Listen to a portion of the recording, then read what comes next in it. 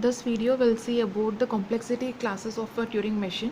Whenever we have an algorithm to solve some problems in a Turing machine, we are going to measure the complexity of the algorithm, and we focus on time and space complexity. The major factors, like first we go with the time complexity. So major factors that actually decide the complexity classes are the type of problem. When you are finding a solution, what type of problem it is, like drastically we have two different types of problem. One is a decidable problem, or some question answer based problems, like it has an exact single answer or yes or no solution. Another one is a optimization problem. Here, like you may have n number of solutions, out of which we want to select a best one. So that is the optimization problem. So this is one factor. Another factor is the type of Turing machine that we are going to consider.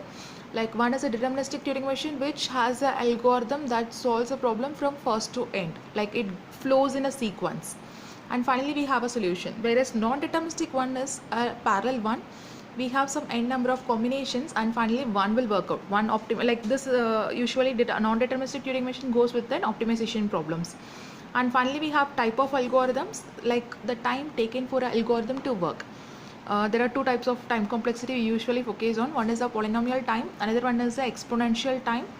And here we are going to consider only the polynomial time kind of algorithms. So all the algorithm that we discuss over here has a polynomial time complexity.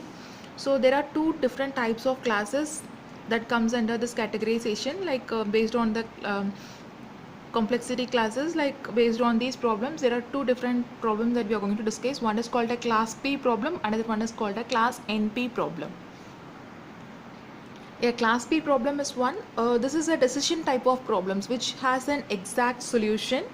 Like you have a path problem, we are going to check, we have a source and destination node. We are going to find whether there is a path that connects from source to destination. So that is one problem we have. Another one is sorting, which have a single solution for it.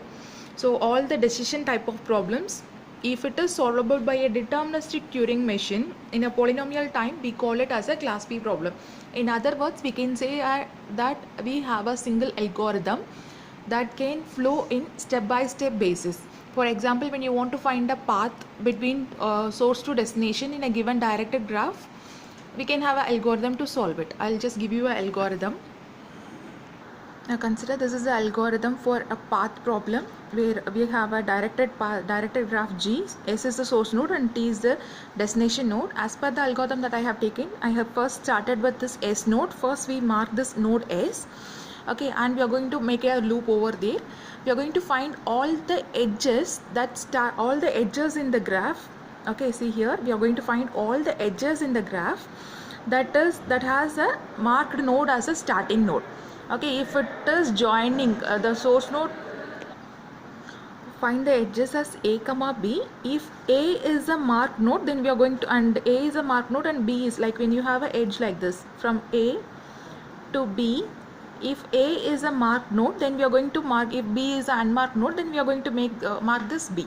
So we are going to repeat it all the times. Like, so whatever is connected from this place, from the source node, all the nodes will be connected. So whenever we mark it repeatedly, when this T is marked at the end, then it means that there is a path that exists from the source node to destination node.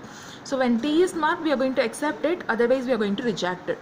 Okay, so when you want to analyze this algorithm, what happened, these 1, 2, 4 will be run only once, whereas this step 3, it will be run for all the n number of nodes time. So it runs in a polynomial time, this 1 plus 1 plus 1 plus this m number of times. So this gives a polynomial time algorithm, and here it needs a single type Turing machine to run the process. Okay, we have all set of edges and we are going to mark the edges. So this works in a deterministic way, and finally we have an yes or no solution. Okay, so this type of problem we call it as a class P problem. Okay, thank you.